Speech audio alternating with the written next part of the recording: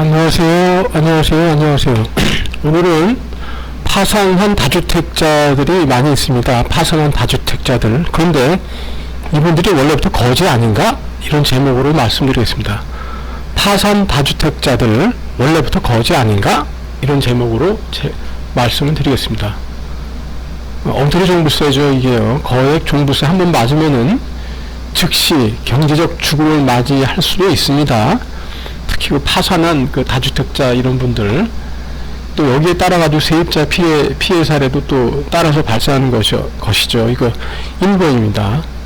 오늘은 그 8월 15일입니다. 우리가 흔히 광복절이라고 하죠.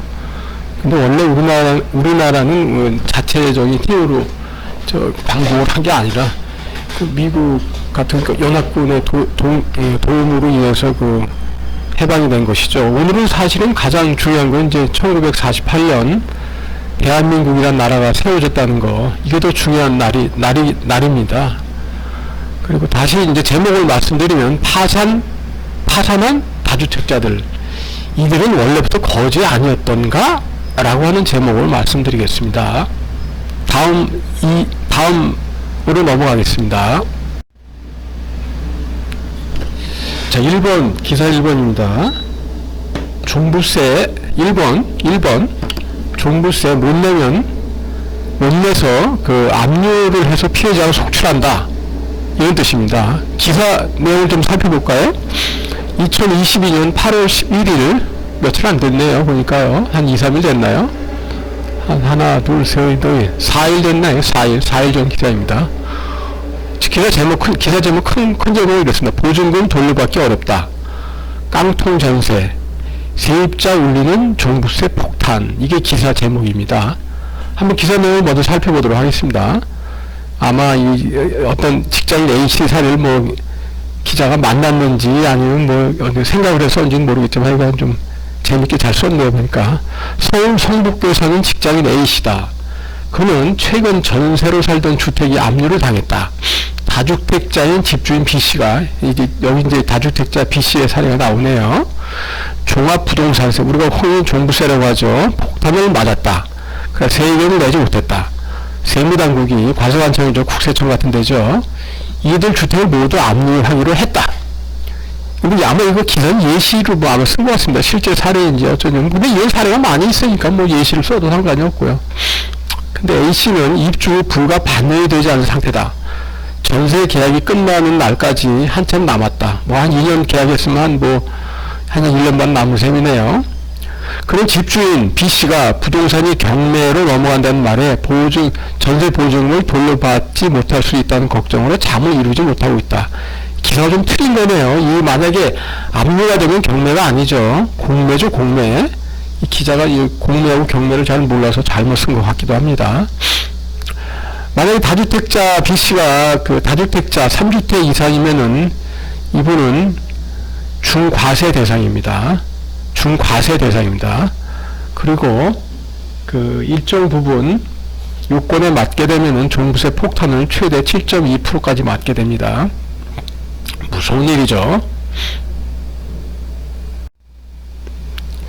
자, 두 번째 기사를 한번 살펴볼까요? 평생 거액 종부세를 납부하는 게 과연 가능할까? 불가능합니다.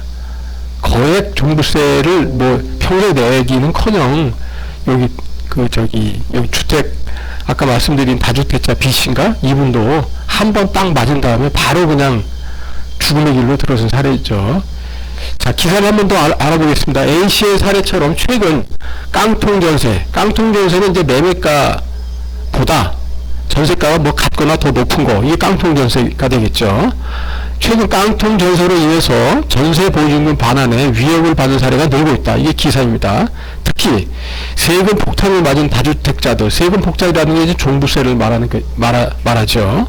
세금 폭탄을 받은 다주택자들이 돈을 돌려줄 수 없게 된 것이다. 돈이 없죠. 세금이 더 많으면 세금 내느라고 헉헉대느라고 꼼짝을 못하죠. 특히 종부세, 재산세 같은 거, 당해세의 경우 보증금보다 선순위인 경우가 많다. 해당 주택이 경매로 낙찰됐다 하더라도 경매가 아니죠. 공매죠. 압류가 되면 공매고 근저당권 같이 은행에서 뭐 돈 빌리고 안 갚으면은 경매고, 기자가 이게 정확하게 구분을 못해가지고 잘못 쓴 것 같습니다. 만약에 압류로 인해서 되면 공매죠. 공매로 인해서 만약 낙찰이 됐다 하더라도 보증금은 완전히 돌려받지 못하는 피해가 빈번하다, 많이 있다, 이런 뜻입니다. 왜 B씨 같은 경우 다주택자죠. 근데 이런 사람이 B씨 같은 경우 이제 평생 매년 거액의 종부세를 두들겨 맞으면 이걸 낼 수가 있는 건가? 실제로는 거의 불가능합니다. 이게 현실입니다.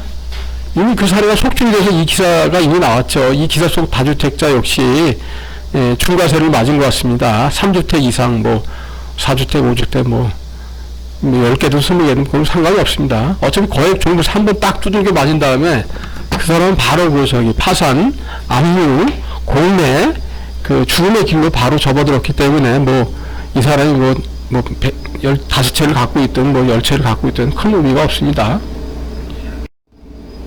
3번, 깡통전세 다주택자가 부자라고요?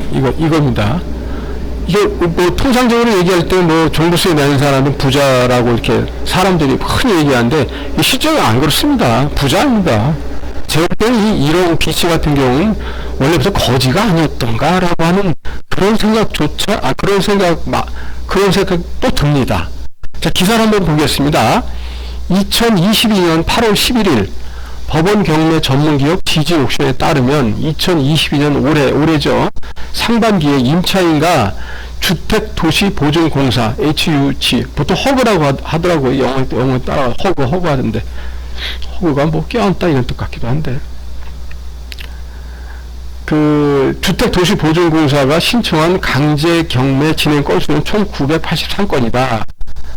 집주인이 돈이 없어서 이 신청을 한 거죠. 돈을 내놔라. 전세 없다. 그러니까 이걸로 해서 이제 경매를 신청했겠죠.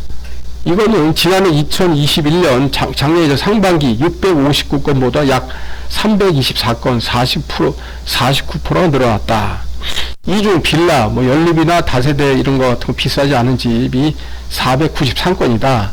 지난해 2021년 상반기에 291건보다 202건이 증가했다. 69.4%가 증가했다. 아파트의 경우 같은 기간 286건에서 360건으로 들어왔다. 주상복합은 82건에서 174건으로 늘었다. 이는 집주인이 보세요. 잘 보십시오. 이 집주인이 깡통주택 있지 않습니까? 깡통주택은 100개, 10개를 가졌든 100개를 가졌든 1000개를 가졌든 사실은 깡통주택 갖고 있는 다주택자는 거지에 가깝습니다. 왜냐하면 우리가 다 알고 있는 거죠, 이게. 실제 그런 집의 재산은 매매가에서 전세가를 뺀 금액이 소액이죠. 근데 깡통전세는 어떻게 되냐면 전세가가 더 큽니다. 전세가가 더 크기 때문에 이 집주인이 예를 들어서 그런 깡통전세 하나를 가졌든 3개를 가졌든 10개를 가졌든 100개를 가졌든 그건 의미가 없습니다. 이건 재산이 마이너스인 상태입니다. 재산이 마이너스라고 하는 것은 부자가 아니죠. 그건 거지에 더 가까운 거죠. 이게 재산이 마이너스 상태라다. 깡통전세 주택을 많이 갖고 있다, 10채를 갖고 있다. 그거는 부자가 아니라 거지죠, 거지. 근데 거기다가 종부세는 때립니다. 3주택 이상만 돼도 중과세를 때립니다, 이게요. 그러면은, 돈이 하나도 없는 사람한테 거액의 종부세를 때리면 어떻게 되겠습니까? 전부 다 파산입니다. 자동방으로 다 파산됩니다. 더 이상 얘기할 것조차 없습니다. 그래서 깡통전세를 갖고 있는 다주택자가 부자라고 사람들이 통칭 얘기를 하는 거는 틀린 것입니다. 틀린 것입니다, 이게. 4번입니다. 4번. 현금이나 유동성이 없는데 무슨 부자? 무슨 부자라고요? 이런 뜻입니다. 현금 유동성이 전혀 없는데 무슨 부자입니까? 이런 뜻입니다. 자, 기사 내용을 좀 살펴보겠습니다. 이처럼 아시아경제인가 거기 기사입니다. 이처럼 강제경매가 이어지자 전세 세입자가 보증금을 돌려받지 못하는 피해 액수가 커지고 있다. 한국주택도시보증공사, 발음이 되게 어렵네요. 허그에 따르면 전세 보증금 반환보증보험 사고 금액이 2022년 올 상반기에 3,407억 원이다. 반기 기준으로 역대 최고치를 기록했다. 이는 지난해 2021년 상반기 2,512억 원과 하반기 3,278억 원을 넘어선 금액이다. 전세보증금, 전세금, 반환, 보증보험 상품은 현재 허구하고 한국주택금융공사, HF, SGI 서울보증에서 취급하고 있다. 이게 기사입니다. 자, 보시면 알겠지만, 이런 사고가 많이 일어난다는 건 무슨 뜻이냐? 다주택자, 이런 분들이 만약에 이거 집을 갖고 있는데 돈을 못 내준다는 뜻이죠. 현금이 없어서 현금 유동성이 없다. 근데 이런 분들은 무슨 부자입니까? 제가 볼 때는 부자 아닙니다. 오히려 더 거지에 가깝지 않을까 라고 생각을 합니다. 현금 유동성이 없다는 의미입니다. 이런 분들이 다주택자이라고 해도. 근데 다주택자한테 종부세를 때릴 때는 전세보증금 이런 거 감안 안 합니다. 전세보증금이 뭐 주택보다 더 많은 수준이다 이런 거 감안 안 합니다. 그냥 저거 기준으로 그 주택 숫자 세주택 이상이다 그러면 아주 거액의 종부세 고율로 때려버립니다. 그럼 이런 분들 한번 맞으면 돈 낼 수 있을까요? 못 냅니다. 그럼 바로 압류 들어옵니다. 돈 못 내면은 종부세 못 내면 바로 압류되고, 또 이 다주택자 이런 깡통 주택에 대한 다주택자 주인들은 원래부터 돈이 없었기 때문에 뭐 압류가 들어오든 말든 뭐 어차피 저거 뭐 내가 어떻게 할 수 있는 것도 아닌데, 내가 돈이 있어서 어떻게 한 게 아닌데, 말만 다주택자 부자, 외형상 부자 이렇게 말은 하지만 실제적인 그 손해를 보면은 오히려 재산이 없는 거지에 가깝습니다.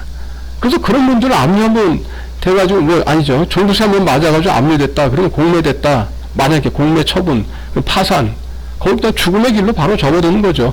이런 이런 문제가 많은 종부세가 아니었다고 하면은 그냥 어떻게 잘 꾸려서 다음 세입자 들어오고 어떻게 그 사람이 또 전세 보증금 주고 또 그 앞에 있는 사람이 나가고 뭐 이렇게 선순환이 되지만은 만약에 이제 거액 종부세 한번 두들겨 맞았다. 그럼 뭐 그 즉시 그냥 그 다주택자가 뭐 세주택이든 뭐 다섯 주택이든 10주택이든 바로 그냥 압류돼가지고 다 파산돼서 날아가 버리는 겁니다.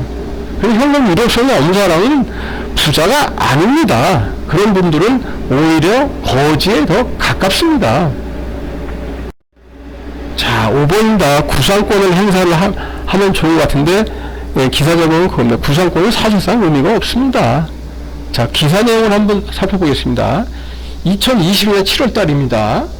전세 보증금 반환 보증보험 사고 금액이 건수가 421건이다. 금액이 872억 원이다. 그래서 이제 금액이나 건수가 모두 월간 기준으로 최다액이다. 이렇게 기사가 나왔습니다. 집주인이 계약 기간 만료 후에도 전세 보증을 돌려주지 못한다. 그럼 이들 기관들이 가입자죠. 세입자한테 대신 일단 보증금을 먼저 주고 대위 변제 말이 어렵죠. 대신 먼저 변제해준다. 이런 뜻입니다. 그 다음 나중에 그 구상권을 행사해서 집주인한테 이제 돈을 달라고 한다.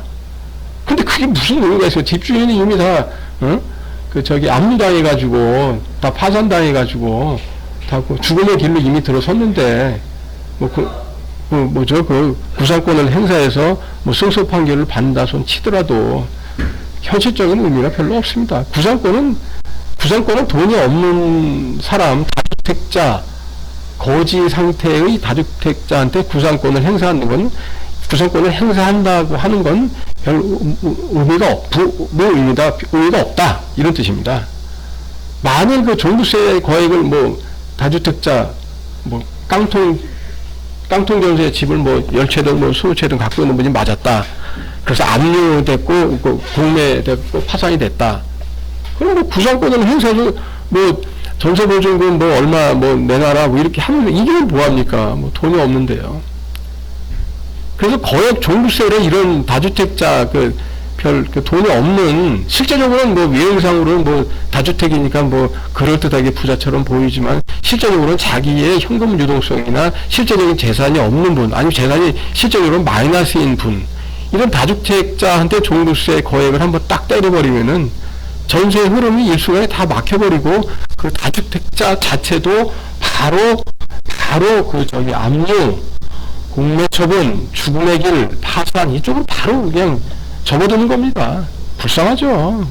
순식간에 거지 되는 건 원래 상태도 거지였지만 더 거지 상태로 완전히 재기불능의 상태로 접어드는 것도 아주 그냥 금세 그렇게 돼버립니다. 자, 오늘은 1번이랍니다. 오늘은 이 기사가 1번 첫 번째입니다. 이게 과연 그런 분들이 그 파산을 당한 다주택자들이 과연 부자일까? 실제로 원래부터 거지였던 건 아닌가라고 하는 기사 중에 1번이고 또 2번도 이어질 것입니다. 그 다음에 매일 하는 얘기지만은 뭐 바쁘시겠지만 저희도 구독 시청도 좀 해주시고 좋아요도 좀 눌러주시고 그 부탁을 좀 드리겠습니다. 그리고 또 저희 방송을 좀 들어주셔서 감사드리고 보아주셔서 감사합니다. 늘 건강하세요. 고맙습니다. 감사합니다.